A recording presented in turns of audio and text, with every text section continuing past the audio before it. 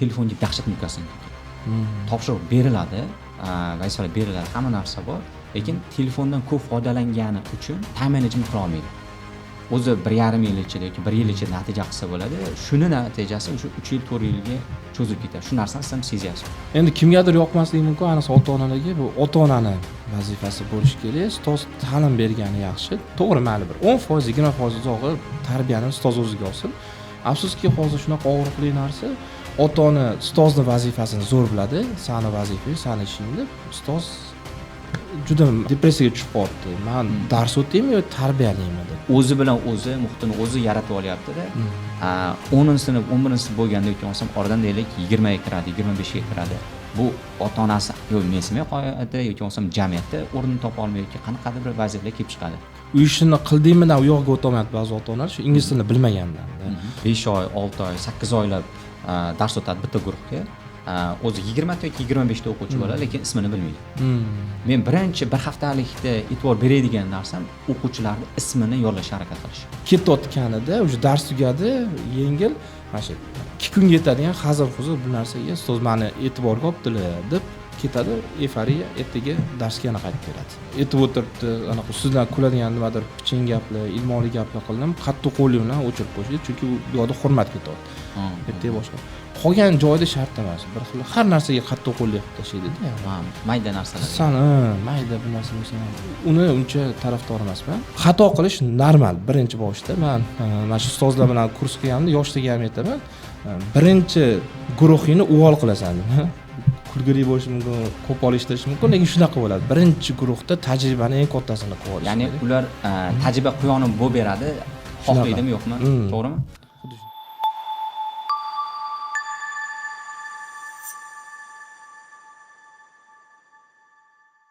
Assalomu alaykum o'quvchilar, ustozlar. Mana bugun Wunderkind podkastimizni navbatdagi soni va navbatdagi soniga juda ham muhim bo'lgan shaxs deyish mumkin, aynan teaching sohasida va ayniqsa online teachingda birinchilardan bo'lib turib O'zbekistonda online teachingni rivojlantirishga juda ham katta hissa qo'shgan va ingliz tili ustozlarning ustozi deyish mumkin Doniyor Aslanov akamizni taklif qilganmiz. Aka, podkastimizga xush kelibsiz. Assalomu alaykum. Rahmat kattakon taklif uchun. Juda xursand bo'ldim. Birato'lasi bilaman, bu katta mas'uliyat. Xudo xolasa hammaga manfaatli bo'ladi deb umid qilaman. Bu podkastimizda aka Wunderkind podkast deb nomlashimiz sababi o'quvchilarimizda, ayniqsa yoshlarimizda haqiqiy wunderkind, ya'ni o'zini sohasida zo'r bo'lgan, muvaffaqiyatli bo'lgan inson sifatida shakllanishni xohlaymiz va aynan mana shu maqsadda wunderkind qilganmiz va mehmon sifatida asosan rol modellar chaqirganmiz va chaqiramiz va bunda sizni eng asosiy taniydigan o'sha o'quvchilar deyishimiz mumkin, obunachilarimiz deyishimiz mumkin, haqiqiy ustoz sifatida ko'rishadi. Endi Doniyor Aslanov qanday qilib teaching sohasiga kirib kelgan? Rahmat kattakon, haqiqatda juda katta podkast ekan, Wunderkind. Nasib sizga bu sohaga qanaqa kirib kelganimni aytsam, bu ham menimcha kimlargadir bir motivatsiya bo'lar. Men yoshlikdan dars berishni yaxshi ko'rardim. Ba'zilar majburlikdan dars berishga kirib, bu sohada o'zini keyin ko'rmaydi. O'shaning uchun maslahatim yoshlarga, o'zingizdan hozirdan kelajagiga ishonchingiz bormi? Dars berish menga ham, xudo xolasa, men ham zo'r ustoz bo'laman deysizmi? Demak, harakatni boshlash kerak. Menda shunaqa bo'lgan. Yoshlikdan tushuntirish qobiliyatim yaxshi edi. Shunaqa bo'lardi. Ustoz o'ziga yordamchi qilib, katta sinflarga ham olib qolib, mash boladan yordam olinglar, tushuntirib beradi mavzuni derdi. Shundan menimcha necha yoshingizda boshlagansiz? 5-sinfdan buyog'iga, 5-sinfda menda ingliz tili ancha yaxshi edi. Ya'ni yo'q, dars berishda qanday? Dars berishni 2009dan boshlaganman. Abituriyent paytlarim shunaqa bo'lardi, moliyaviy yetishmovchilik bo'lardi. Menda ingliz tili yaxshi chiqardi doim. Ona tili bilan tarixga kursga doim pulim bo'lmasdi. Bir kun shunaqa bo'lgan, guruhdagilarim o'qisayotganini ko'rib, "Kelinglar, men sizlarga qo'shimcha dars o'tib beraman, hech qanaqa pulsiz" deb bitta xonada qolib dars o'tayotganimizni o'quv markaziga rahbariyat ko'rib qo'yganda, eshitib turishgan. Qarashsa, "Sen yaxshi tushuntirar ekansan. Kel, senga shu support teacherlik beramiz, ona tili tarixingga yordam puli bo'ladi" degan. O'shandan bu sohaga ancha kirib kelganman. O'sha paytda sizdan katta bo'lgan o'qituvchilarim, ya'ni o'quvchilaringiz ham bo'lganmi? Ya'ni misol siz 20 yoshsizda, sizda o'quvchilaringiz 25, 27, 28 yosh. Shunaqa holat ham bo'lgan. Shunaqa oldingi universitetga kirish bilasiz, juda qiyin bo'lgan. Ko'pchilik yiqilib, 4-5 yillab yiqilgan bo'lardi. Men o'sha payt 1 yil, 2 yil bo'lgan bo'lardi. Universitetga kira olmaganim, o'shanda jahon tillariga topshirgandim. Men bilan shu aytganingizdek guruhda 5 yillab shu sohaga anaqa yo'nalishga kira olmagan kursdoshlarim bo'lardi, abituriyentlar. Lekin menga bosim bilinmasdi. Mana hammani teng ko'radim. Balki shu ham keyinchalik yordam bo'lganmi dars berishimda. Chunki mana siz hozir 2009-yilda degansiz, dars berishni boshlaganman deyapsiz. Men ham o'sha eslayman, shu 2012-2013-yillarda ham kanalingiz bo'lardi, Fun English with me degan. Meni hisobim bo'yicha bir 50 ming, 100 ming odam foydalangan, misol materiallaringizdan, darslaringizni ko'rardi, undan tashqari video darslar bo'lardi, boshqa bo'lardi. Va menda ham xuddi shunaqa holat bo'lgan. 2019-yilda birinchi marta o'quv markazi ochib, oldin ham dars berganman, lekin 2019-yil o'quv markazi ochyapmanda, hamma o'tyapti, juda ham ozg'inman, как nozikmanda, kichkina ko'rinaman. Ota-onalar ishonmasa-chi deganman-da. Shunaqa uni fikr o'tganmiz ham. Chunki hozir ko'pchilik hali dars bersammi, bermasammi deydiganlarda mana shunaqa holat kuzatiladi. O'zi anu gap bor, fake it until you make it dedi. Shunaqa men oldindan o'zim tayyorlardim. Men anaqa tikka turib dars o'ta olmayman, doskani yondamanman, bo'ldi, qo'yganlar o'quvchi men uchun deb, mana shu kompleks degan narsani yo'qotardim o'zimdan. Kelajakda ham yoki endi dars berish boshlagan ustozlarga ham shuni tavsiya qilaman. O'zini o'zi ishonchini tushirmasin. Men hali yoshman, ozg'inman, endi birinchi kursman, qanaqa qabul qilishar ekan deb. Bu miyadagi baryer asosan. Baryer xolos. Endi tasavvur qiling, yosh misol universitetda deylik, birinchi kurs yoki ikkinchi kurs talaba dars berish kerak, lekin deyarli metodika yo'q. Misol ko'p o'qituvchilar bilan ishlaymiz. Ancha tajriba kerak. U bolalarning misol uchun deylik, har xil bo'ladi. Shovqin solmaydigani bo'ladi, quloq solmaydigani bo'ladi, diqqatda muammosi bo'ladi yoki o'zlashtirish. Xuddi shunaqa yosh o'quvchilar dastlabki 1-2 yil ichida nimaga fokus qaratish kerak? Ideal teacher etabiga chiqish uchun. O'zi hammasicha sal xatodan boshlanadi. Mana shu yosh ustozlarni, masalan, sizni o'z shogirdlaringiz bo'ladi, meni o'quvchilarim bo'ladi. Ular bizdan masalan, listening, reading, writing shunga o'xshagan sub skilllarni o'rgatishni o'rganadi-da va o'ylaydi men zo'r ustoz bo'laman deb. Lekin bu yoqda classroom management bor, haqiqatda xarizma bor, boshqaruv, shovqin soladiganlar, shuni o'rganmaydi. Meni birinchi maslahatim faqat o'sha skilllarni qanaqa o'tishni o'rgandim, bo'ldi, men tortib ketaman deyish kerak emas. Ustozlikda ham ustozini ushlash kerak. Ya'ni so'ra o'sha Mirzo Ulug'bek aka, meni guruhim shovqin yoki katta yoshliklar, menga bo'ysunmayapti yoki lesson qaysini qachon o'tish yaxshi bilmayapman, vaqtim lesson planninglarda shuni time managementda muammo bo'lyapti deb ustozi bilan birinchi o'rinda anaqa qilgani yaxshi. Va undan tashqari xato qilish normal. Birinchi boshda men mana shu ustozlar bilan kurs qilganimda yoshlarga ham aytaman, birinchi guruhingni uvol qilasan deyman. Kulgili bo'lishi mumkin, qo'pol eshittirishi mumkin, lekin shunaqa bo'ladi. Birinchi guruhda tajribani eng kattasini qilib olish kerak. Ya'ni ular tajriba quyonib bo'lib beradi, xohlaydimi yo'qmi? To'g'rimi? Xuddi shunaqa. Endi mana misol uchun ingliz tili o'qituvchisi bo'lyapti-da. Ko'pchilik o'ylaydi, hali 7.5 bo'lsa yoki 8 bo'lsa yoki 8.5 bo'lsa bo'ldi, bu zo'r o'qituvchi deb o'ylaydi. Hozir mana shu yerda zo'r ana keysda ochdingiz. Meni ham fikrim mana shu jihatdan qo'shilaman. Ya'ni ALS 7, 7.5, 8 bor degani bu o'sha o'z aytganingizdek 4 ta skillni biladi, grammatikani biladi va o'sha sertifikatda deylik 8 olish uchun harakat qilgan. Va bu 4 ta skillga ishlagan. Endi buning uchun nima qilish kerak desa, men qo'shimcha sifatida bu metodika, pedagogika bu umuman boshqa narsa.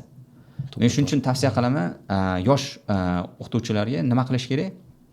Ustoz bo'ladigan bo'lsa, deylik, maktabda bo'lishi mumkin, o'quv markazida bo'lishi mumkin, institutda bo'lishi mumkin, universitetda bo'lishi mumkin. Kuchlisi bo'ladi.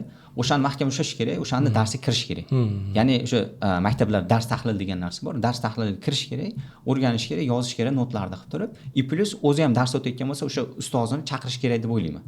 Shu effekt beradi, ya'ni dars tahliliga o'zi kirsada, plus dars tahliliga chaqirsa. Misol uchun, ustoz, men dars o'tyapman, mana sizga varoq, meni nima alay xatolarim bor, muammolarim bor, kamchiliklarim bo'lsa, o'sha yozing, men tanqidga ochiqman deb turib shunaqa qilsam, menimcha to'ppa Anavi to'g'ri. bo'ladi. Ha. Yani shunaqa men ham kurslarimda ustozlik kurs tashkil qilsam shuni aytaman, agar mabodo ustozingizni vaqti bo'lmasa, chunki u bekorga zo'r ustoz emas, guruhi ko'p. O'zingiz chekkadan kamera qo'yib qo'ying. Darsni zapis qilib olib, ustozga yuboring, shu aytganingizdek, men ochiqman, meni rivojlanishim uchun xatolarimni topib bering desangiz, juda zo'r. Bu ham yaxshi unum beradi, effekt beradi. Qabul qilish bo'lsa bo'ldi, shuni to'g'ri qabul qilish. Sinib qolmasa bo'ldi-da, ba'zilar xatolarni juda ko'pini aytsa sinib qoladi. Normal qabul qilish kerak. Siz mana shu xatolar sabab baribir kuchayganmiz-da bu sohada. Xato qilganmiz, shuni anglab yetganmiz. Endi Doniyorga qarang. Biz mana misol millennialga, I+ alfa avlodga, I+ mana hozir asta-sekin Z avlodga dars berishga uni qilyapmiz. Deyli millennialdan, alfadan, o'sha Zdan qanaqadir bir farqlar sezyapsiz bolalarni o'qitishda, ularni misol uchun qabul qilishda, yoki o'zlashtirishida, yoki xarakterida farq sezdingizmi yoki sezganingiz yo'qmi? Bor farq, lekin hammasini bir umumiy ushlab turgan narsani ham sezdim.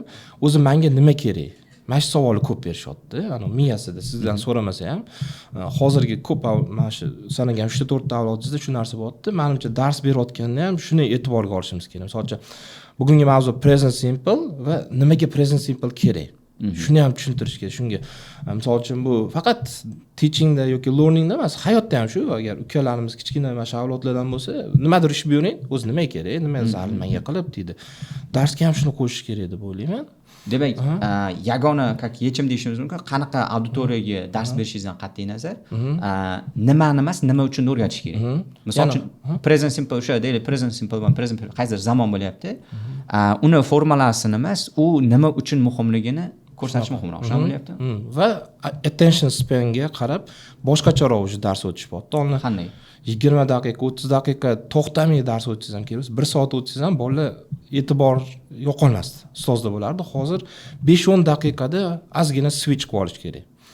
Oraga misol uchun activitylar qilish. Men misol uchun stand up if degan activityni ko'p ishlattiringlar deyman ustozlarga. Ozgina o'rganadi.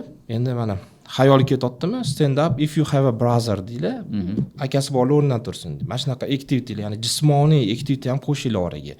O'tirib ham e'tibori ketyapti, uyqusiroqdi, qon aylanmayapti. Yangi avlod uchun o'sha turib harakat qiladigan activitylar qo'shinglar, uyg'onish osonlashadi deb mana. Ya'ni tushunishim bo'yicha stand up if you have a brother deganda o'sha hamma o'sha o'ylaydi, ha, akam bormi, turishim kerak. U narsa xo'p 10-15 daqiqa ichida dars davomida bo'lishi kerak. Zo'r metod. Uni qo'llab ko'rish kerak. Akam men oxirgi shu 2-3 yil ichida bitta holatga e'tibor berdim. Ochig'i muammoli vaziyat deyishim mumkin. Yoshlar, ayniqsa o'sha 8-sinf, 9-sinf, 10-sinf o'quvchilarimiz bor. O'sha seferga tayyorlanadigan bo'lsa, ASga tayyorlanadi. Telefonga dahshat mukkasidan kelgan. Topshiriq beriladi, vazifalar beriladi, hamma narsa bor, lekin telefondan ko'p foydalangani uchun nima deydi? Time management qila olmaydi. O'zi 1,5 yil ichida yoki 1 yil ichida natija qilsa bo'ladi. Shuni natijasi o'sha 3 yil, 4 yilga cho'zilib ketadi. Shu narsani siz ham sezyapsizmi? Ya'ni kuzatyapsizmi mana shu narsani? To'ppa to'g'ri. Hamma yoqda shu bo'lib qoldi. Sal bo'sh bo'lsa telefoniga qarab qotdi. Endi hozir ko'p aytishi mumkin, ana telefonidan qanaqa bolani yulib olsak bo'ladi deb.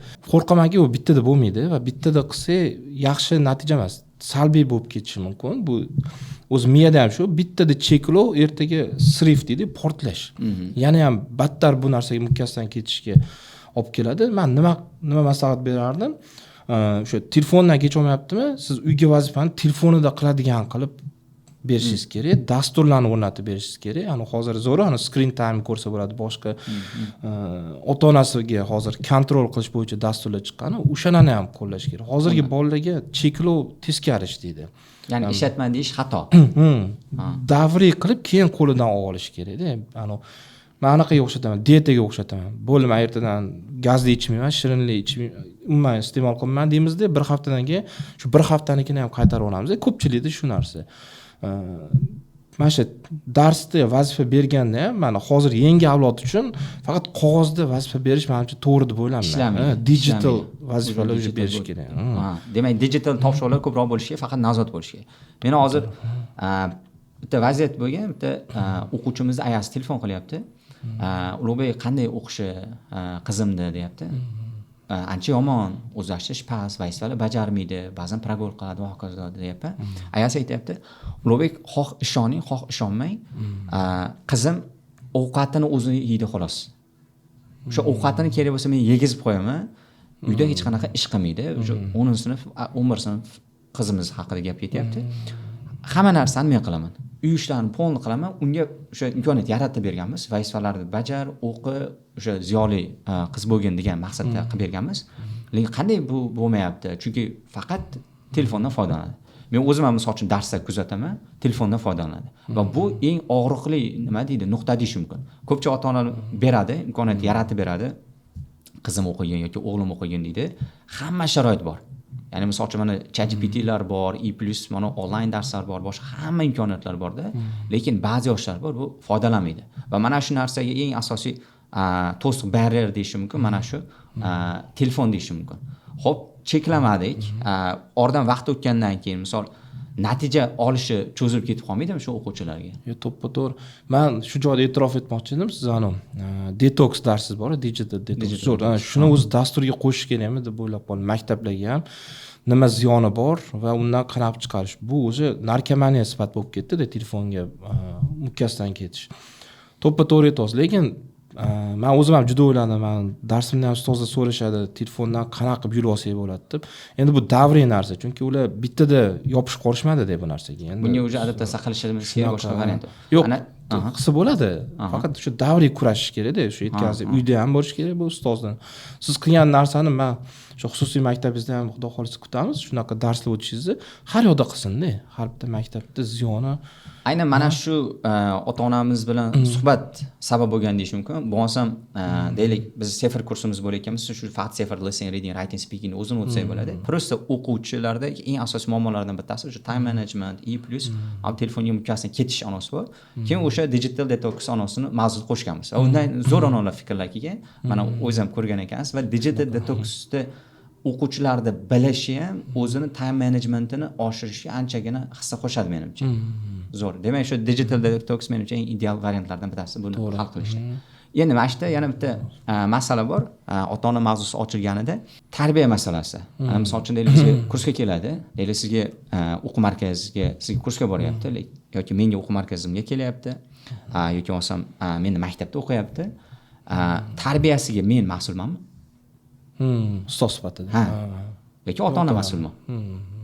Nima sizda fikr shundan? Ham og'riqli mavzu.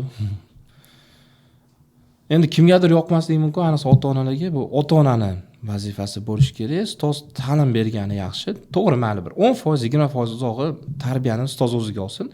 Afsuski, hozir shunaqa og'riqli narsa, ota-ona ustozning vazifasini zo'r biladi, sani vazifang, sani ishing deb ustoz juda anaqa depressiyaga tushib qoldi. Men dars o'taymi yo tarbiyalayman deb. Men aytgan bo'lardim, ota-ona sifatida, ustoz sifatida, o'zim ota sifatida aytgan bo'lardim. Bu bizni ishimiz bo'lishi kerak, bizni yukimiz bo'lishi kerak. Chunki mayli shu ustoz bilan 9 yil bo'lar uzog'i.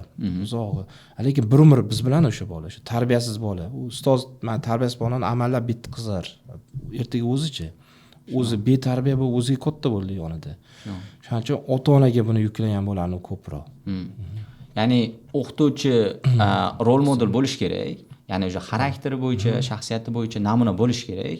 Misol uchun deylik, tabiiyki o'qituvchi ichadigan bo'lsa yoki chekadigan bo'lsa yoki bo'lmasam o'quvchilarning oldida so'kinadigan bo'lsa, u bo'lmaydi. Tabiiyki tarbiyasiga ta'sir qiladi. Bu jihati hisobga olinishi kerak o'qituvchini. Lekin ota-ona ham, meni shaxsiy fikrim, tarbiyasi bilan ishlash kerak. Sababi yaqinda bizda maktabimizda shunaqa holat bo'ldi. Bir oy davomida 5-6 marta o'sha boshlang'ich sinf o'quvchimiz kelmagan. Keyin oxiriga yetsak, dadasi bitta ish qiladi, ayasi ham ishlaydi va ikkovlari ham deyarli bolani tarbiyasi bilan shug'ullanmaydi. Men qandaydir achinyapman, chunki bola o'g'il bo'lyapti. Nimaga? To'g'ri, misol uchun deylik, rizq topish kerak, tirikchilik qilish kerak, boshqa qilish kerak, lekin oradan deylik 10 yil, 15 yil o'tgandan keyin nima bo'ladi? Muammolar kelib chiqadi. Oddiy misol, bir kun bitta o'quvchimizda ayasi telefon qilyapti. Ko'pincha men ota-onalar bilan ko'p ishlayman. Ayasi telefon qilyapti, Ulug'bek yig'lab telefon qilyapti. Ulug'bek, shu palonchi o'quvchingizni ayasiman, mana bunaqa deyapman, lekin gapimga kirmayapti. Meni bir tiyinga olmaydi deyapti. Tasavvur qilyapsizmi? qiz bola maktabda o'quvchisi, bilmayman 7-sinf, 8-sinf, ota-onasini bir tiyinga olmayapti. Endi hozir mana birinchi misolni keltirgan boshlang'ich o'quvchisi deylik, 3-sinf, 4-sinf o'zi bilan o'zi muhitini o'zi yaratib olyapti-da. 10-sinf, 11-sinf bo'lganda yoki bo'lmasam oradan deylik 20 ga kiradi, 25 ga kiradi. Bu ota-onasi yo'q mensimay qo'yadi yoki bo'lmasam jamiyatda o'rnini topa olmay yoki qanaqadir bir vaziyatlar kelib chiqadi. Shunaqa, afsuski, og'riqli masala. Bizda ham shunaqa holatlar bo'lganman. Asosan otalarga telefon qilaman. Otalar yana ham shu rizq tirikchiligiga berilib ketganmi farzandiga qattiq o'tiring deb. Chunki onani to'g'risi ko'p anaqa aytganini qilmaydi, quloq solmaydi. Otadan qo'rqadi. Shuning uchun men otalar bilan ishlayman bu masalada. Lekin ba'zi otalar ham bor afsuski, mana shunaqa bo'lgan holat. Bitta o'quvchi uyga vazifa shu 5% mi qilib keladi-da, qiz bola. Keyin telefon qildim. 100% vazifa, misol 20% berasiz, 5tasini bajarib keladi, 2tasini bajarib keladi. Shunaqa. Juda undan ham kam. 5% gina, 100% dan. 3-4 marta kuzatildi, keyin adasiga telefon qilman, mana shunaqa desam, yo'q, bo'lishi mumkin emas deyaptilar. Birinchi gap bo'lishi mumkin emas. Ustoz bekordan bekor qilmaydi, boshqa ish yo'qmi? Va aytolmay shunaqa dars qilmayapti, kelsangiz daftarni ko'rsangiz bo'ladi yoki o'z uyida ko'ring desam, yo'q, kechqurun 1gacha xonasini chirog'i o'chmaydi deyaptilar. Nima, kechirib qo'yasiz, bir chiroq yonuv degani dars qilyapti degani emas. E'tiborga oling, hozir o'zgaradigan yoshda bolalar deyapman. Shuncha tushuntirdim, tushunmadi. Ertasi kuni qizi kelib, kurs to'lovini olib ketib qolibdi. Boshqa o'quv markaziga o'tib ketibdi. Juda ayanchli. Lekin bitta ona mardlik qiladi, shunaqa onalar ko'paysin. Har o'quvchi, ya'ni qizlarga to'lov qilishga o'zlari kelib ketadilar. Ishlari bo'lsa ham, boshqasi bo'lsa ham o'zlari keladilar deb pulni ko'rsatadilar. Mana shunga o'qilyaptimi, shunga mos o'qiyaptimi, to'lov qilaymi yoki uyga olib ketib o'qitmaymi, shu turmushga berib yuboraymi deb qo'rqityaptilar-da bolani. Rostini ayting, ustoz deyaptilar. Men xolerda men ishi bo'lsam, hech bo'lmasa mana shu odatni ota-ona qilsin. Ya'ni to'lov qiladigan kun o'zi kelib ketsin. Mana shuni o'qilyaptimi bolam? Men 10 soatlab ishlayotganimmi deb. Kelsa siz ozgina gaplashasiz, ertaga juda ko'tarilib ketgandan keyin nima keragi bor? Muammo ko'p. Bilasizmi, zo'r natijalar ota-ona bilan yelkama-yelka ishlanganda chiqadi. To'ppa-to'g'ri. Ya'ni telefon qilib turadi 10 kunda, 15 kunda, 20 kunda. Misol palonchi, meni o'g'lim qanday, meni qizim qanday? Aynan mana shunaqalarda men bilmayman. O'sha alsdan 7.5, 8 olgan shogirdlarim yoki bo'lsam, seferdan yosh bo'libdir, 5-6-sinf bo'libdir, bit yoki Sivon natija qilgan o'quvchilarimizda ko'pchiligi aynan ota-ona bilan yelkama-yelka ishlaganda bo'ladi. Balki o'quvchilarimiz bo'ladi, o'quvchi abituriyent bo'ladigan bo'lsa, misol 11-sinf abituriyent bo'ladigan bo'lsa, ayasi ham xuddi shunaqa abituriyent bo'lgan bo'ladi. Agar misol seferdan buyon bo'lib qolsa, yig'laydi. Bolasi ham yig'laydi, o'zi ham yig'laydi. Aynan mana shunaqa o'quvchilarning natijalari odatda yuqori chiqadi. Mana shunga e'tibor berganmisiz? Zo'r, xuddi shunaqa. Men shu aytaman, ota-ona, ustoz, mana shu o'rtada bola bo'lsa, o'tlab keta olmaydi. Mana shunaqa. Bizda ba'zan bu yoq ochilib qolyapti-da, keng dala. Bola ketib qolyapti, har yoq telefon, o'rtoqlar, bekorchilik aytganingizdek, mana shunda ushlashimiz kerak o'rtada. Yaxshi mavzu ochildi. Ota-onalar bor, nazorat qilishni xohlaydi, lekin ingliz tilini bilmaydi. Bir qanaqadir yechim bormi nazorat qilish uchun farzandlarni uy vazifasini bajaryapti, o'qiyaptimi, yo'qmi? Zo'r savol. Haqiqatda uyda uy ishini qildingmi-dan u yoqqa o'ta olmayapti ba'zi ota-onalar shu ingliz tilini bilmagandan-da. Men kursimda shunaqa yechim beraman. Ustozlar deyman, bolalar darsdan tashqari paytda nima ish qilishini reja yozib bering va buni ota-onaga bering deyman. Misol uchun soat 2 dan 4 gacha darsmi? O'sha kuni kechqurun 6 dan 8 gacha nima qilish kerak? 8 dan 9 gacha nima qilish kerak? Mana shunaqa reja bersangiz, ota-ona o'shani talab qilsa bo'ladi. Ustozing demak senga 2 kunlik mana bunaqa vazifa beribdi. Mana shuni mashingacha qilishing kerak ekan. Qani 8 dan 10 gacha, soat 11 bo'lyapti. Nima qilding? Ko'rsat. Mana shunaqa vaqtga to'g'rilab. Demak, uni varaqqa chiqarib beriladi. O'quvchining qo'liga ham bersa bo'ladi, ota-ona qo'liga ham bersa ham bo'laveradi. Yaxshisi ota-onaga Telegramdanmi, Telegram guruh ochib olsa, mana ustozda mana 19-20-kunga vazifalar, shuni ota-onalar uzr. Hurmatli ota-onalar, 19-20 kunni vazifalari, iltimos shuni o'sha to-do list deymiz, pitichka qildirgan. Shunda bizga ham katta yordam bergan bo'lardingiz. Demak, o'sha tushunmaganim uchun nazorat qila olmay degan narsa bo'lmaydi. Shunda demak, davay dushanba, chorshanba kunlari deylik 2 soat mana shunday ishlaysan desa bo'ladi. Xo'p, bundan boshqa yana qanaqadir bir yechimlar bersak bo'ladimi? Shu ota-ona bilan o'qituvchi kollaboratsiya qilib ishlash uchun, o'zaro ishlash uchun. Endi bundan boshqa yechim men aytardim, endi qiladimi ota-onalar, uyda bolasi nima qilayotganini audio reportmi yuborish. Ustozga, ustozjon, mana ingliz tilini hozir ishlab o'tiribdi, men tepasida turibman deb dumaloq video, audio qilibmi, nazoratdaligini bildirib qo'yish. Bu asosan yangi yosh o'quvchilarga ko'proq tushadi. Ya'ni o'sha beginner, ya'ni o'sha 2-sinf, 3-sinf, 4-sinflarga mana shu ideal yechim bo'lsa kerak. Chunki boshlang'ich o'quvchilar ko'pincha nima qilishni bilmaydi yoki ishlayaptimi yo'qmi bilmaydi. Shunaqa qilsa ham bo'ladi. Zo'r yechim bo'ldi. Endi yana bitta masala bor. Muhim narsa deb o'ylayman. O'quvchilarni jazolash kerakmi? Punishment qana berish kerak? Siz qana jazolaysiz odatda? Offline o'quvchilarni. Endi jismoniy jazolab bo'lmaydi, afsuski.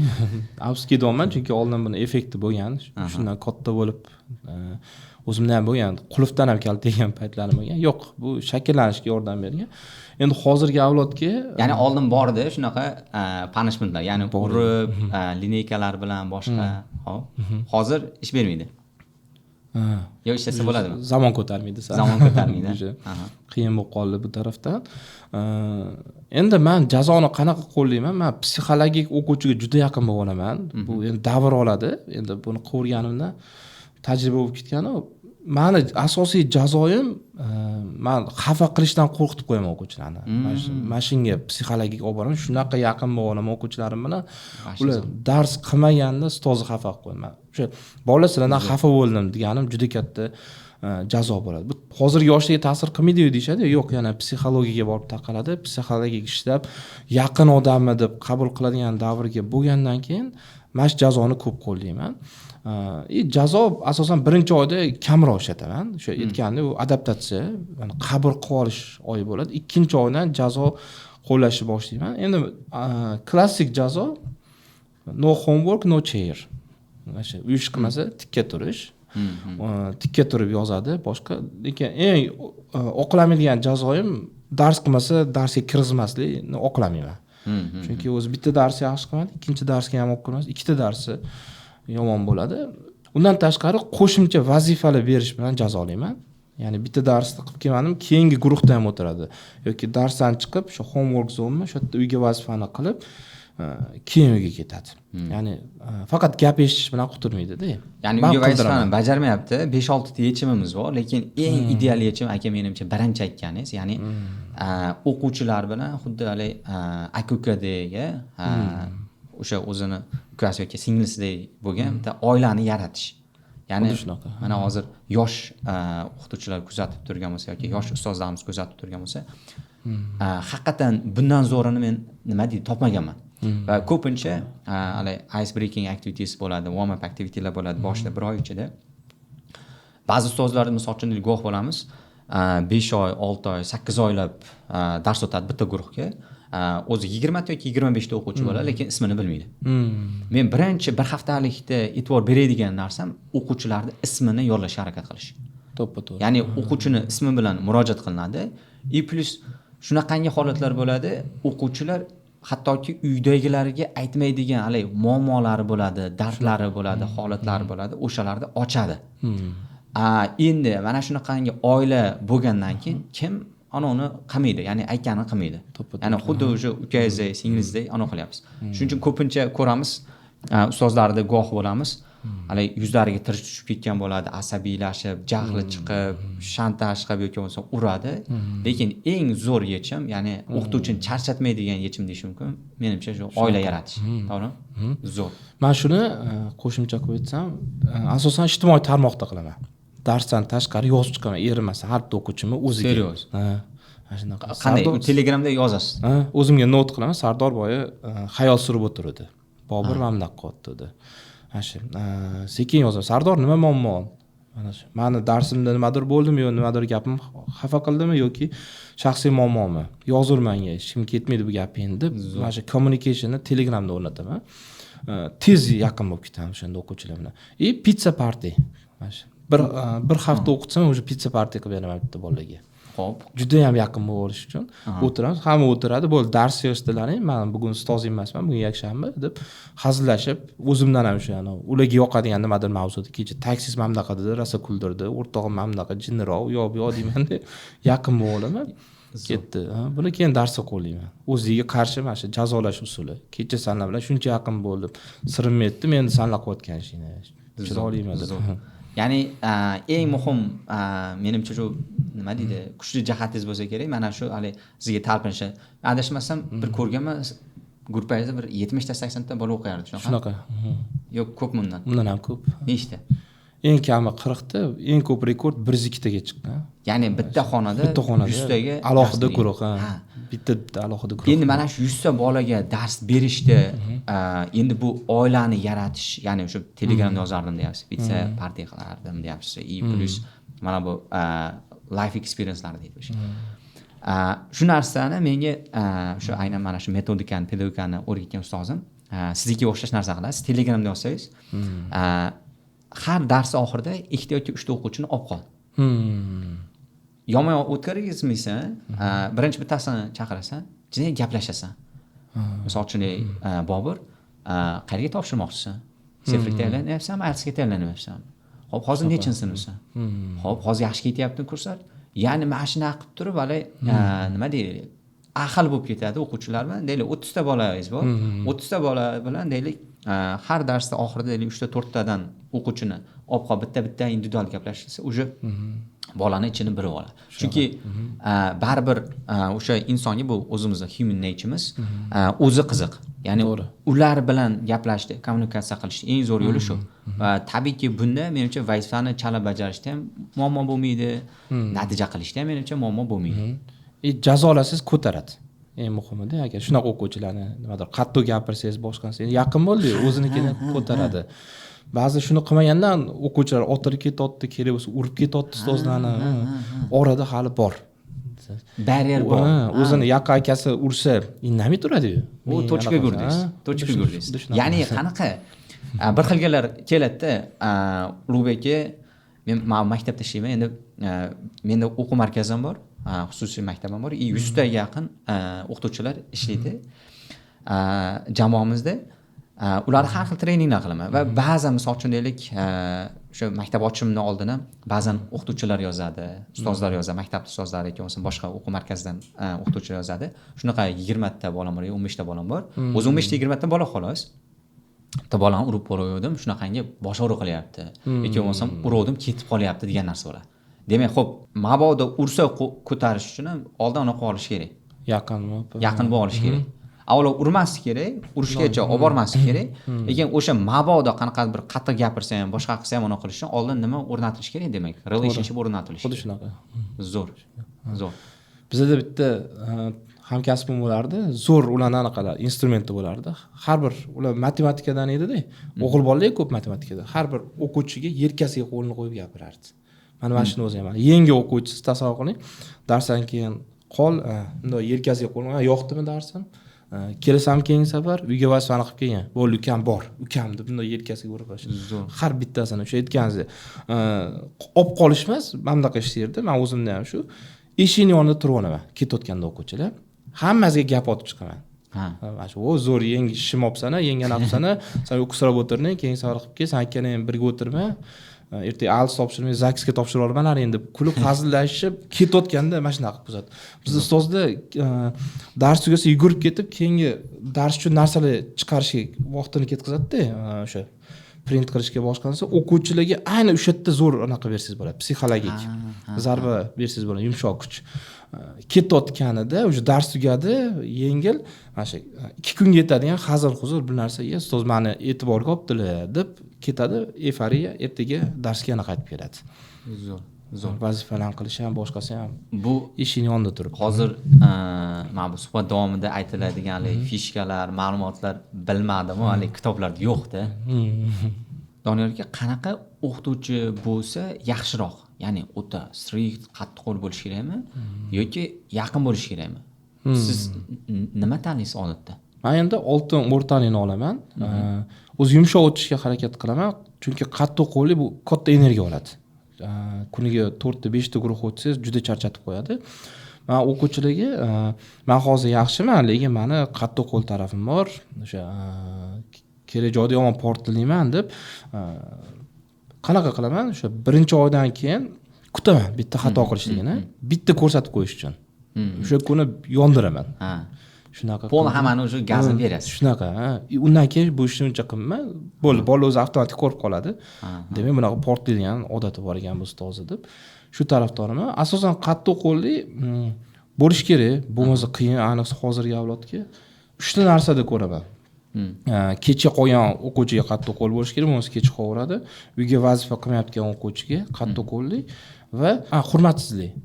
Gap aytib o'tiribdi, anaqa sizdan kuladigan nimadir piching gaplar, ilmoli gaplar qildim, qattiq qo'llik bilan o'chirib qo'yish kerak, chunki bu yoqda hurmat ketadi.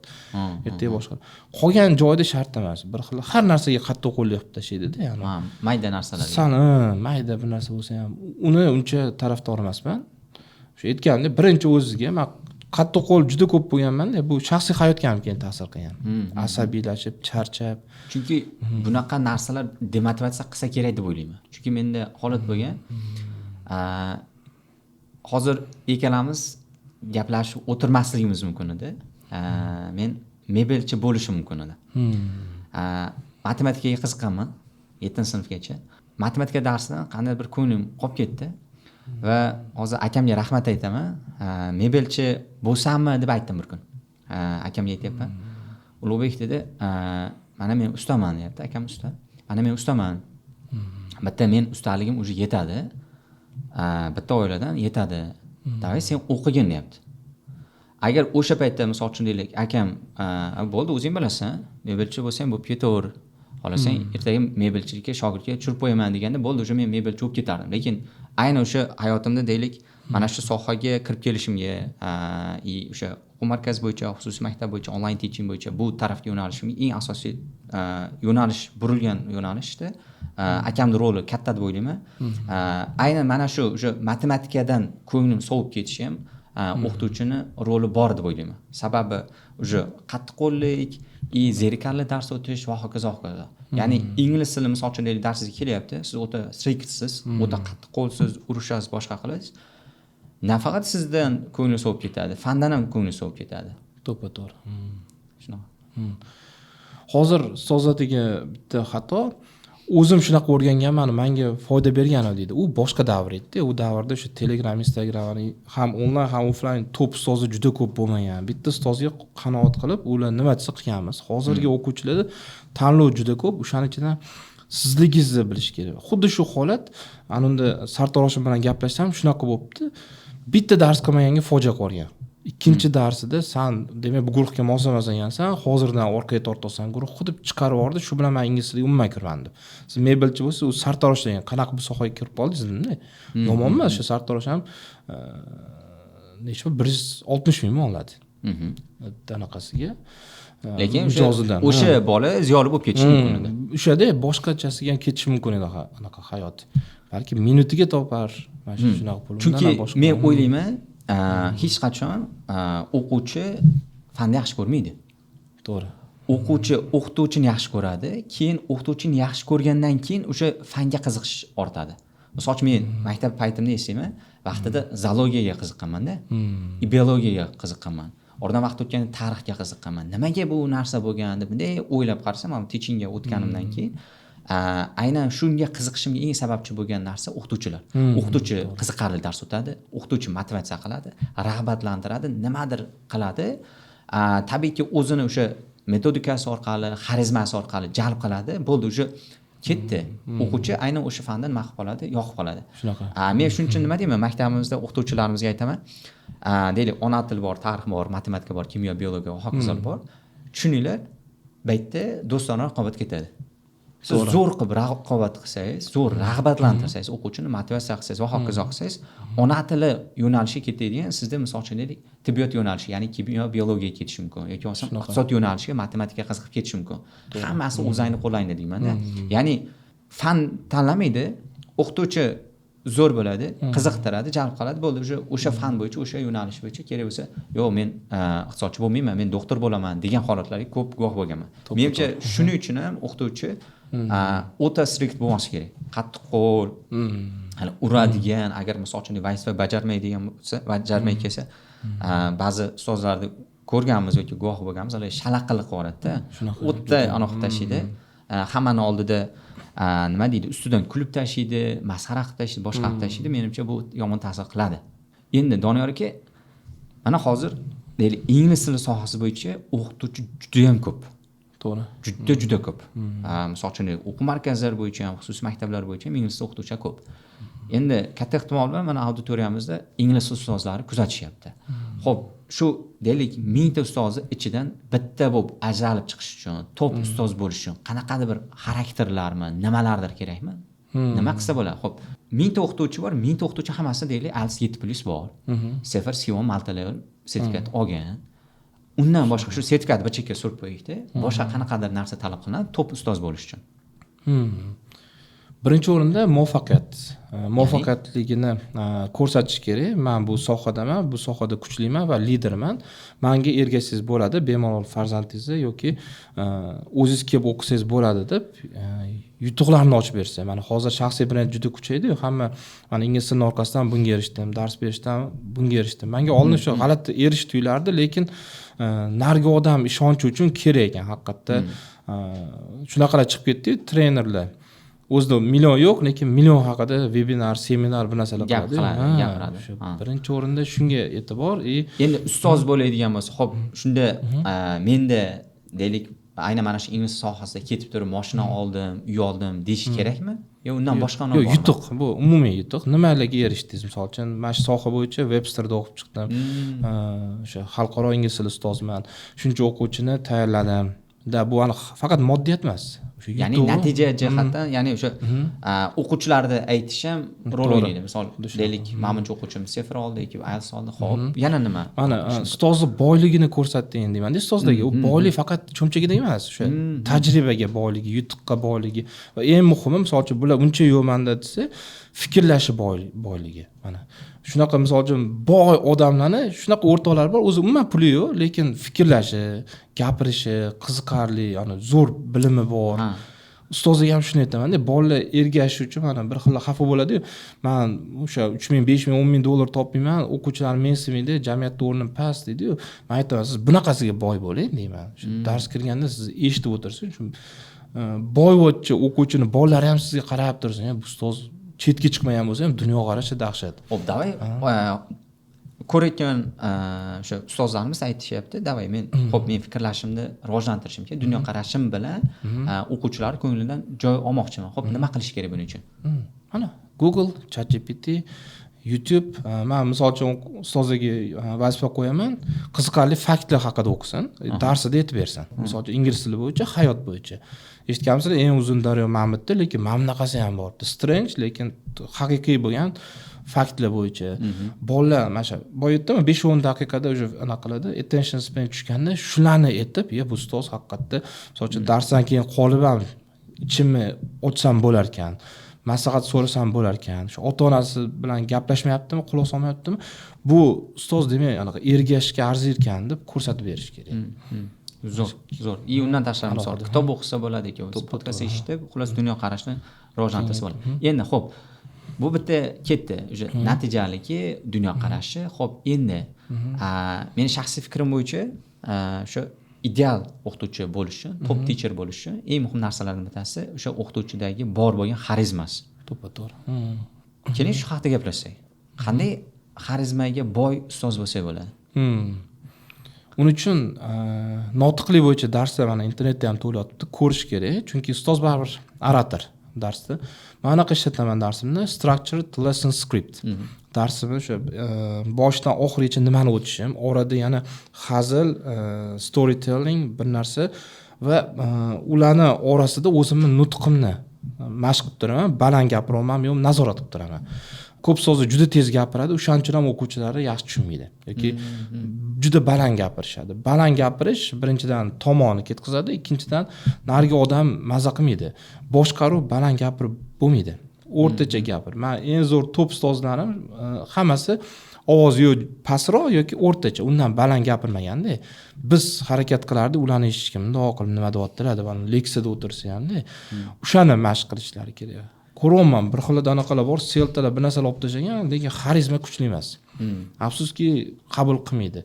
Chunki mana bu yerda bittasini ko'ryapti, sifatli mana bunaqa mikrofonlarda chiqib internetda nimadir gapirayotganini bola ko'ryapti, o'sha yoqib qo'yapti. Bu yoqda umuman xarizmasi yo'q ustozga kelyapti. Bilimi zo'r, o'sha sertifikatlari bor, lekin xarizma yo'q. Xarizma yo'q, gapira olmaydi. Endi mana shunda savol. Xarizma muhimmi, sertifikatmi? Xarizma. Afsuski shunaqa. Ya'ni altisi bormi, sefri bormi, muhim emas, xarizmasi kuchli bo'lsa, o'zi tortib ketadi. Ha. Bu yoq tarafdan sertifikat anaqanda ostida, men o'ylayman, teaching bo'yicha qanaqadir sertifikatlarmi deb. Yo'q. Aynan misol alt sertifikati bor, sefr sertifikati bor. Ikkinchisida o'sha alt sertifikati, sefr sertifikati yo'q, lekin xarizmasi bor. Metodikasi ham yaxshi. Bu yutib ketadimi? Yutib ketadi. Yutib ketadi.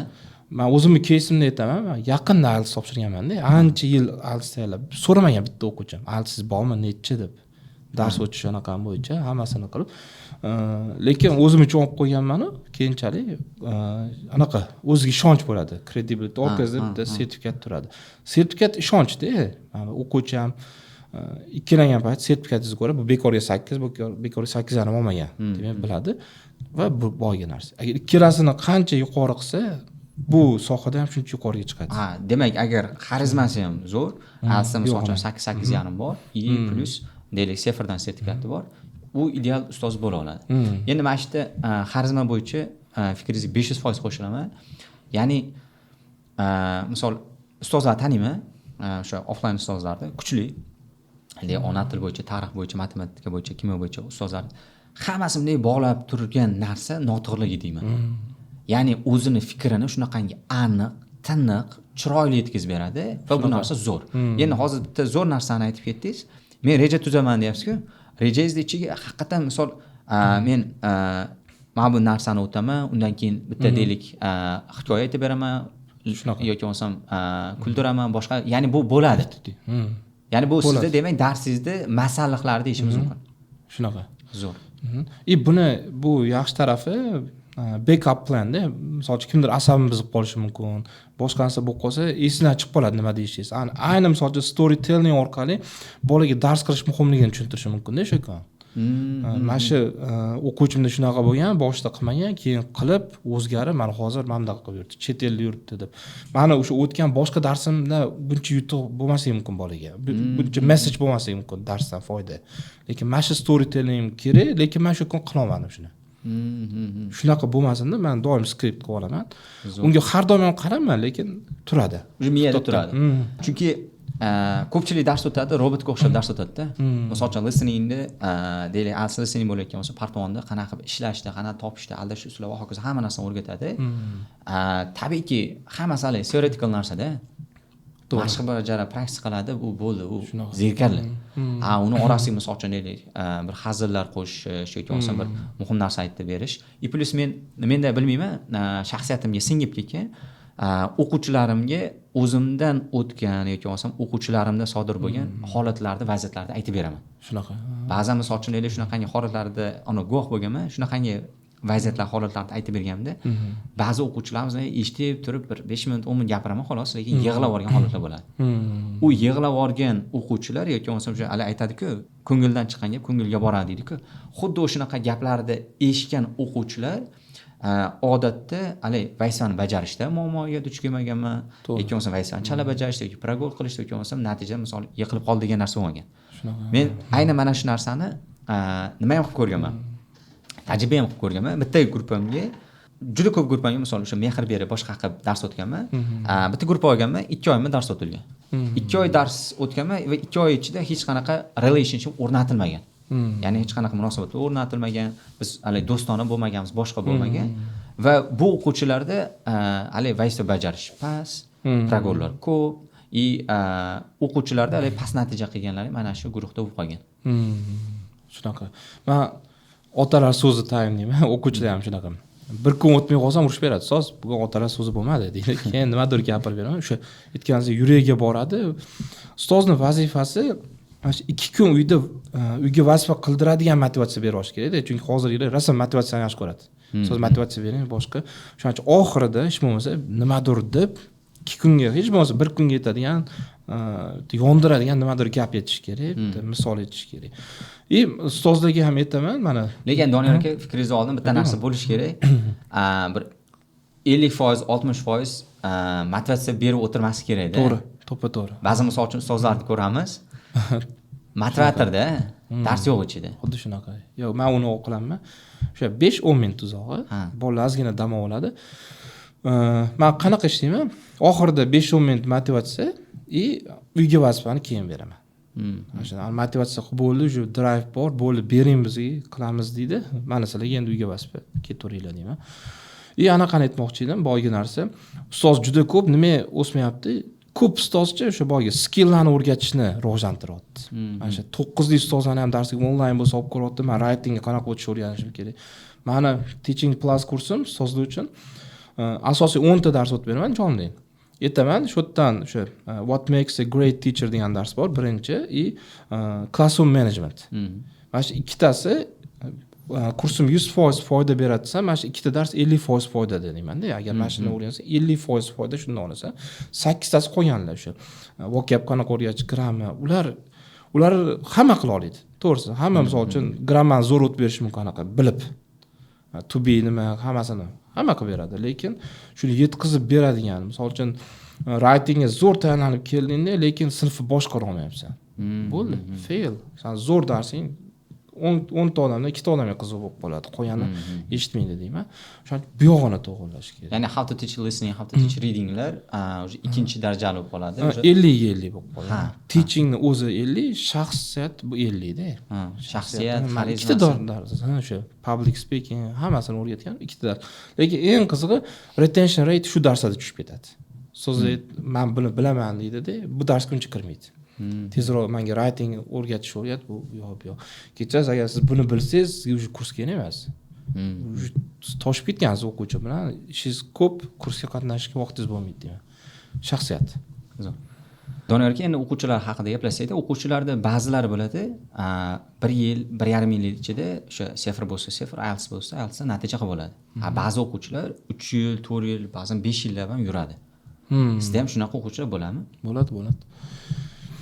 Tak, buni men ko'p sababini o'sha tushunib yetdim shu paytgacha. Bitta sababi ular ingliz tilini hali uncha kuchli ehtiyoj deb bilmayapti.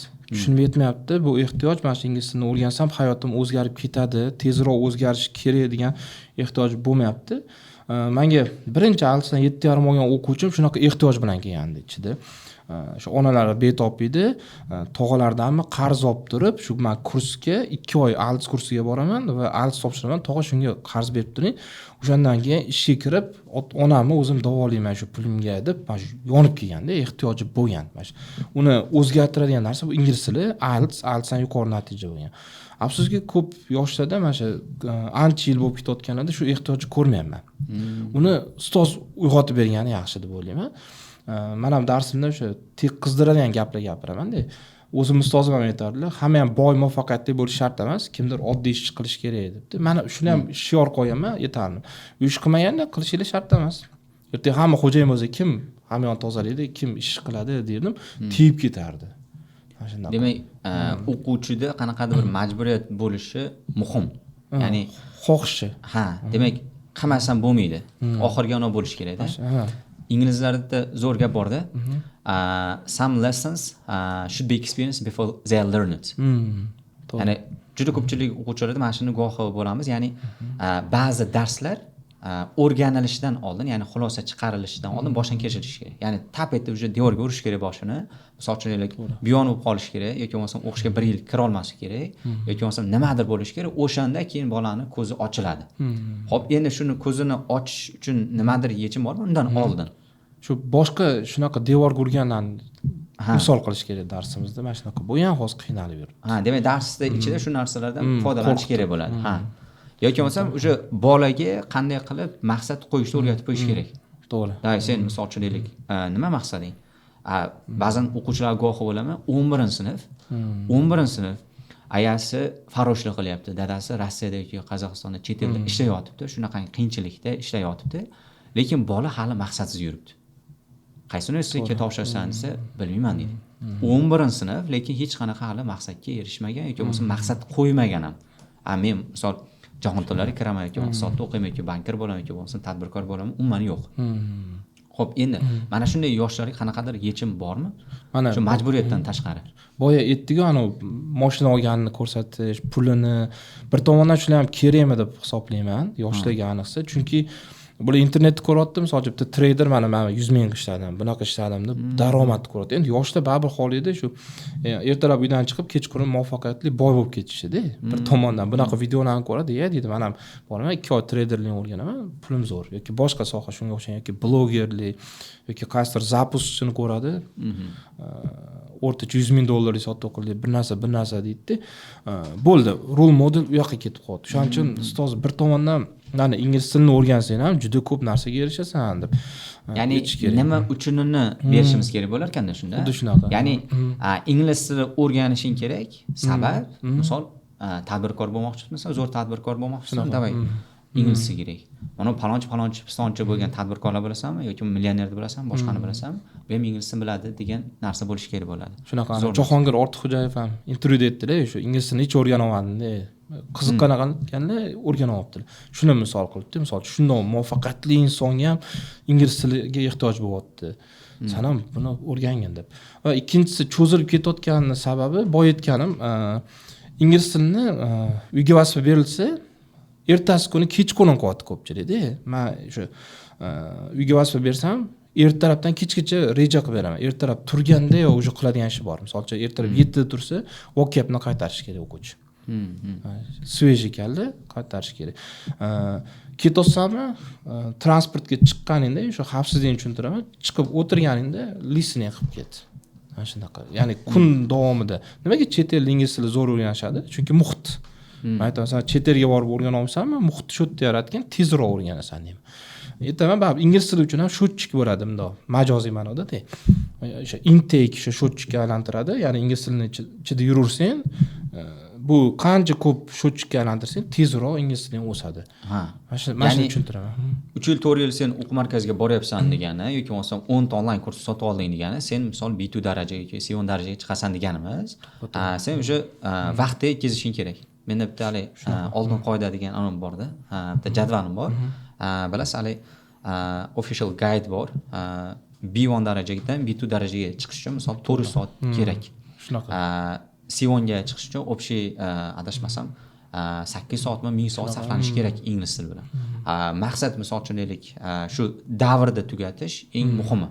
Ya'ni 4 yil yurasan, 5 yil yurasan, 10 yil yursang ham, men ko'pincha aytaman o'quvchilarimga, zo'r ketyapsizlar. Agar mana shunday ketayotgan bo'lsalar, mana shunday tartibda, mana shunday tempda kelsang, xudo xolasa 2048-yilda sizlarda sifir bo'ladi deymanda. Sababi, hali siz aytganingizga 20 ta vazifa berasiz, ikkitasi yoki 3 tasini bajaradi-da.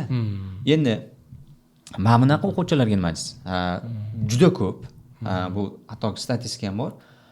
DTMning saytida ko'rganimda 241 mingta o'quvchi sifir imtihonni topshirgan. 150 mingtasi yiqilgan. Bu katta statistika. Ya'ni yarmidan ko'pi yiqilyapti. Nima aka shuni sababi? Shunaqa, endi kimdir shoshilib topshirib qo'yapti baribir. O'ylaydi, omad koeffitsentim yopib ketadi deb o'ylaydi. Bilimmi? Yo'q, bilim ko'proq bo'lishi kerak. Omad ozgina-da. O'shancha o'ylayapti, 2-3 marta topshiryapti, 5 marta. Oldin podkastni ko'rib chiqdim, 10 necha martadir topshirmoq uchun. Shunaqa. Ya'ni 2 marta, 3 marta imtihonga kirib yiqilish hozir oddiy hol bo'lib qolgan. O'sha sifir imtihonida ham, ALS imtihonida ham keladi o'quvchi, topshirganmisan? Ha, topshirganman. Necha marta topshirgansan desam, 2 marta topshirdim deydi. Xo'p, qaysi kitoblar o'qigansan desa, Fitfilionta kitobni o'qib tugatib tashlagan bo'ladi. Juda ko'pini o'qib tashlagan bo'ladi. First o'qib tashlagan bo'ladi-da. Yiqilish, koeffitsient yuqori bo'ladi. Shunaqa.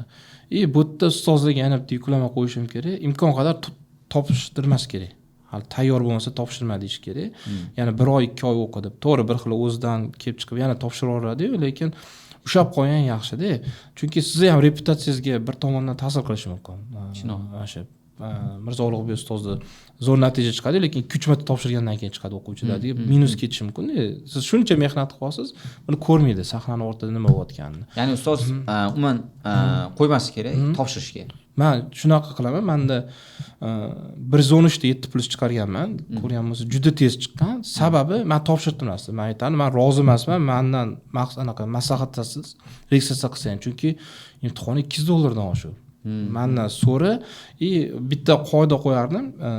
Kamida 2 marta IELTS ball necha qolsan? 7 mi? Mokin 7,5 chiqish kerak deyman. O'shanda registratsiya qildirtiraman. O'shanda eng kami 7 oladi. Ya'ni o'sha to'rtal skillni hisobga olib turib qilish kerak bo'ladi. Endi xuddi o'sha narsani men qo'llashga harakat qilaman. Umuman topshirmaysan, qachon aytaman, o'shani topshirasan. Endi sizga aytmasdan o'zi topshirgani ham bo'lgan? Bo'ladi. Afsuski 90% keyin fail bo'lib keladi. Men senga nima bo'ladi? 0.5 yetmay qoladi. O'shaning uchun men buni o'zimga qoida qo'yaman-da, aytishardi. Ne sani o'quvchilarni topshirsa ko'p yaxshi oladi. Chunki men topshirdimmi? Yo'q deyman. Anaqa parashyutdan sakrash oldin parashyutni yaxshi to'g'rilab olaylik, ochiladimi, hammasini bilib, keyin sakra deyman-da. Chunki bilasiz, bir yiqilgandan keyin o'ziga kelish uchun ham bir xil o'quvchida 2-3 oy vaqt ketadi. Kursga kelaveradi, lekin hali bu yoqdan yana qayta harakatga qilib, stressga tushib, ayniqsa qizlarda juda guvoh bo'lamiz. Bir hafta 10 kun o'sha yig'lab yuradi, boshqa bo'ladi. Lekin haqiqatan fikringizga qo'shilaman, sababi bo'lgan bitta o'quvchim kelyapti. Imtihonga ketishdan oldin hali registratsiya qilish kerak bo'lmagan, 3 oydan keyin, 4 oydan keyin topshirish kerak bo'lgan o'quvchim. Domla bitta duo qilib qo'ying, o'sha imtihonga ketyapman. Men senga hali ruxsat berganim yo'q-ku desam, yo domla bitta o'zim sinab ko'raveraychi, xudo xolasa, buyta olaman deyapti. To'g'ri, misol uchun niyat yaxshi bo'lishi mumkin, zo'r bola bo'lishi mumkin, xarakteri yaxshi bo'lishi mumkin, ota-onasi duo qilib turgan, men ham o'sha misol duo qilib berdim. Lekin o'sha o'quvchimiz o'sha sefr imtihon topshiryapti, biyonib qolyapti. Shunaqa. Keyingi topshirganda 3 oy 4 oy o'tgandan keyin shoshma, davay. Mockga kir, listening, reading, writing, speakingni zo'r qilyapti. Keyin imtihonga kiryapti, keyin buytu natija olyapti. Zo'r. Shunaqa, men ham aytaman o'quvchilarga, mana shunaqa rozilik so'rasa, ukajonim, inson sifatida sen rosa hurmat qilaman, lekin hali o'quvchi sifatida hali roziligim olmadi, uzr. Qayta o'qiy deyman 1 oy, 2 oy. Va o'sha ko'p aytadigan gapim, ertaga sanlardan 10 tendan 8 ten ham 7+ olsang men xursand bo'laman, lekin ikkita uchun men 2 barobar qayg'uraman. Ikkitasi yaxshi chiqmay qolsa shu 10 tadan.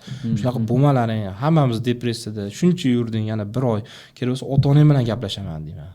Agar mabodo bir xil ota-onasi qistov bo'ladi. Keyin yolg'on marketing ham sabab bo'lyapti-da. Ya'ni 2 oyda 7+ oldi. B1dan B2 ga yoki C1 ga sakradi deydi. Voy, men ham 2 oy o'qidim, demak men ham olaman deyapti-da. Shu o'lchovga bilan harakat qilyapti. Anaqa. Buni muddat 2 oy orqasida yana 12 oy, 24 oy borligini aytmayapti bir xil. Ya'ni uni ortida misol uchun to'g'ri. Shuning uchun men ko'pincha o'quvchilarimiz o'sha bilan sefr onlayn sefr kursimiz bor. Kursimizni natijalarini deyarli chiqarmaslikka harakat qilaman. Chunki bizda misol deylik 1,5 oy o'qidi, 2 oy o'qidi yoki 3 oy o'qidi. Undan oldingi ustozini birinchidan o'sha mehnat yotibdi, harakat yotibdi. Plus 1,5 yil, 2 yil o'qiyapti-da, menda misol 2 oy o'qiyapti. Men misol uchun u bilan maqtanyapman. Undan tashqari menda misol uchun 4 oy 5 oy o'qiydi. Misol ikkita kursimiz bor, 4 oylik. 4 oy o'qiydi, o'shanda biz maqtana olamiz. Sababi 4 oylik kursimiz, men aniq bilaman, intensiv tuzganmiz va ichida ko'p ma'lumot bor. Va men ayta olaman, bemalol ishonch bilan 500% ishonch bilan ayta olaman, 4 oylik kurs orqali 6 oylik kerak bo'lsa 8 oylik bilimni ola oladi. Shu 4 oyda bitirsagina biz misol uchun aytsak bo'ladi. Lekin hozir nima qiladi? 1 oylik misol uchun marafondan keyin yoki 1 oylik kursdan keyin bo'ldi o'sha natija qildi deydi. Bunda bu gapingiz jon bor. Doniyor aka, oxirgi 2 yillikdagi eng katta transformatsiya deyish mumkin. AI, sun'iy intellekt, o'quvchilarni o'rganishga ham, ya'ni students learningga ham, teacherlarni teachingga ham juda katta ta'sir qilgan narsa. To'g'ri. Shu haqida gaplashsak. Sun'iy intellekt bu o'qituvchi uchun foydalimi yoki zararlimi? O'qituvchi uchun. Ya'ni qanchalik darajada bir ishlatish kerak? Menda misol uchun hozir bitta fikr kelgan, ya'ni o'sha maqolalar o'qish, sun'iy intellekt AIlar haqida ma'lumot o'rgangandan keyin aslida AI zararli. Ya'ni odamni fikrlamaydigan qilib qo'yadi. O'zida shaxsiy fikr degan narsa kamayadi. Boshida gaplashish dunyoqarash haqida, dunyoqarashga salbiy ta'sir qiladi, dunyoqarash torroq bo'lib qoladi degan bor, argument bor. Siz qanaqa qaraysiz sun'iy intellektda ustozlarning foydalanishiga? Zo'r. Shu aytganingizdek, men o'zimda sezdim, eksperiment qilib ko'rdimda, men hech nima o'ylamadim. Faqat sun'iy intellektga berib qo'ydim va keyin menga qiyinlashdi. Hattoki o'zimga sun'iy intellektdan savollar tuzdirdimda, qani shu haqida gapirib, anaqa fikrlab ko'raychi desam, qiynaldim. Haqiqatda bloklar ekan fikrlashi. Meni anaqa kuzatishim bo'yicha, ustozlar uchun sun'iy intellektning zo'r foydasi handout yaratishda deb o'ylayman. Darsiga handout yaratish, lekin ma'lumot olishga ustoz o'zi kitob, boshqa sourcedan foydalangani yaxshi. Ancha aqlini chaqlaydi, ancha fikrlashini tezlashtiradi, ko'p o'ziga insightlar oladi va xotirasida qoladi agar boshqa sourcedan foydalansa. Lekin handout yaratishga men ChatGPT shunga o'xshagan anaqa, mana misol uchun ChatGPT bilan ishlatib, rasmni ham hozir so'ra hammasi ichida-yu, videolar, rasmni hozirgi avlodga o'sha ko'rsatib o'rgatsangiz yaxshi-da. Men shuni ChatGPT bilan ishlashni ustozlarga tushuntiraman darsda. Foydasi yaxshi. Demak, handoutlarda yordamchi, chunki zo'r narsa haqiqatan, misol uchun deylik, testlar tuzishda, materiallar va hokazo sifatida, lekin qo'shilaman fikringizga, zo'r gap bor, ChatGPT is a bad source of information. Ma'lumotda yomon manbai. To'g'ri ma'lumot beradi, zo'r fikrlar beradi, insightlar beradi, lekin bunga 100% ishonmaslik kerak. To'g'ri. Ayniqsa misol uchun deylik, so'rashda. Endi xo'p, yana nima maqsadda ishlatish mumkin? Yana ba'zan o gaplar bor, deylik, 5 yil, 10 yil o'tgandan keyin, bilmayman, ma'lum bir muddat o'tgandan keyin, shu teacherlarda yoki bo'lmasa onlayn hozirgi buni traditional online lessonlar o'rniga AI lar bosib ketadi. Bunga fikringiz qanaqa? Endi bu ketish bo'lsa, sal cho'chiyapman, haqiqatda jadallik bilan juda crazy narsalar qilib tashyapti. Lekin baribir sun'iy intellekt bo'lsa ham oqsasa kerak deb o'ylayman. To'g'ri, yana ham to'g'ri chiqar, anaqa rivojlanar, update bo'lar, lekin baribir inson faktori baribir qoladi deb o'ylayman. Men ChatGPT handout deganda bitta misol qilmoqchi edim. Buni o'quvchilar o'ziga ham qilsa bo'ladi. Ustozi misol uchun to be o'rgatdi. ChatGPTga yozsin, bugun ustozi menga to be o'rgatdi. Shuni menga mustahkamlash uchun mashqlar qilib ber. Bitta mashq, grammatika bo'lsin, bitta mashq, reading bo'lsin, bitta mashq, writing bo'lsin deb so'rasa qilib beradi va o'quvchiga bu tarafdan ham foyda. Lekin to be nima menga yaxshi tushuntirsa, endi uni sal yaxshiroq tushuntiradi, baribir ustozchalik bo'lmaydi. Demak, win-win situation bo'ladi o'qituvchi uchun ham, o'quvchi uchun ham. Ya'ni o'quvchi misol nimadir o'rganmoqchi, o'sha bo'yicha mashq qilish. Menimcha bu zo'r narsa bo'lsa kerak. Ya'ni misol uchun deylik, dushanba, chorshanba, juma kunlari dars bor. Bugun misol deylik comparative adjective'larda o'tdi ustozi, uyga borib turib comparative adjective misol deylik explain qilib ber, i plus misol bir 5 ta mashq ber, i plus savol so'ra va hokazo. Menimcha o'shanda haqiqatan bu o'quvchilarni natija qilishga juda katta yordam beradi. To'g'ri. Misol uchun mavzuga qarab to-do listani tuzdirib olsa bo'ladi. Shu comparative o'rgatdimi? Menga shunaqa 2 kun o'quvchilarning band bo'lishi uchun vaqtini ham qo'yib ber. Ham vazifa yasab ber, ham vaqtini. Bunda ko'radi, demak 8 dan 10 gacha birinchi vazifani bajarishim kerak. U readingni comparative'larni topish, xatolarni to'g'ri yozib chiqish misol uchun. Shu tarafdan qilsa yaxshi. Ayniqsa beginner elementary o'qitayotgan ustozlar mana shunaqa ChatGPT bilan ishlab zo'r o'rgatsa bo'ladi o'quvchilarga. Darsini lecture based o'tmasin, micro dosing deyman men. Misol uchun to be ni plus shaklini o'rgatsin bir darsda. Chunki kitoblarni qarasangiz alohida o'tiradi. Bitta unit plusi, ikkinchisi minus, keyin so'rog'i. Biz bittada hammasini o'tamiz-ku. Ishtaha ochilib ketsa, o'tgan zamonni ham o'tib beramiz bolalarga. Yo'q. Men aytaman, plus uzog'i minusini ham o'rgat bir darsda va ChatGPT dan endi darsimiz qolganiga mos dizayn, o'sha activity-lar qilib bolalar dars qilsin. O'sha o'rgatishga bir yarim soat 40 minut ketsin. Qolgan paytini shu ChatGPT chiqarib bergan handoutlar bilan ham qilib, ya'ni xuddi shunga o'xshagan uyga ham berib yuborsa, menimcha tushuntirishga, yana ham tushunib olishga zo'r foyda beradi. Yodlatish uchun ham qilsa bo'ladi activity-lar. Qanday misol? So'zlarda 10 ta so'z o'rgatdi, ChatGPT dan so'raysiz. menga shu so'zlarni 5 ta mashq orqali bolalarga yodlatishni qil. Birinchisi bo'lishi mumkin, ana yopiq test deymiz, shunga o'xshagan. Hozir ustozing o'rgatgan 10 ta so'zni xotirangdan yozib ko'r. Mana shunaqa. Keyingisi shu 10 ta so'z turadi, readingda ana joylab qolib ketadi. Fill in the gaps deymiz. O'shani boy 10 ta so'zni qilish. Xotira mashqiga ham zo'r yordam beradi. Zo'r. Men kursimda ustozlarga shuni o'rgataman-da. Chunki ba'zilar salbiy qarayapti. Haqiqatda yo'q, men umuman teachingni ChatGPT bu narsa sun'iy intellektdan foydalanman deb. Yo'q. Ya'ni hozir zamon talabi, qo'shmasangiz bo'lmaydi. U siz qilsangiz bo'ladi, juda ko'p vaqtingiz ketadi. Boshqa so'rslar, ulardan ol, o'zingiz yasang, mana shunaqa. Lekin baribir shu yerda ham ustozning o'rni bor. Men misol uchun handout yasab ustozlarga ko'rsataman-da, mashinga yarim soat vaqtim ketdi deyman. Keyin nimaga deyshadi? Qayta qildiraman-da, chunki hammasini ham ideal qilib bermaydi. To'xta deyman, men 4-misoling xato.